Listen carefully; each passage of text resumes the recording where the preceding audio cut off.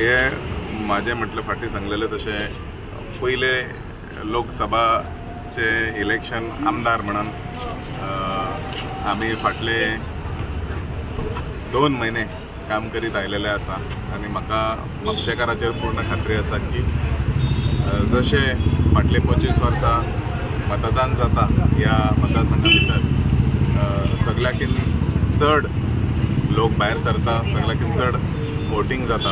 आमकां कॉन्फिडन्स आसा जशे ऑर्गनायझेशनान मनशांक कामाक लायलेले आसा तशे वोटिंग टर्नआउट हाचेर फोकस चड आसा। So we are targeting around 75 to 80% लोकांक भायर काडपा खातीर। सो जसो दीस सपत येता तशें कळोवपाक येतले, पण टार्गेट आसा 80+। जर 80+, 80-85 जर जाले जाल्यार I think it is a very good turnout in the Mapusa constituency.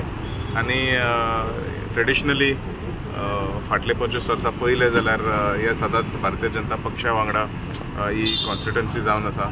So म्हाका कॉन्फिडन्स आसा जशे म्हापशेकारांनी विश्वास दवरलेले आमचेर फाटल्या असेंब्ली इलेक्शनाक तशेंच श्रीपाद भाऊचेर आनी पक्षाचेर खंय तरी कॉन्फिडन्स दाखयलेले आसा।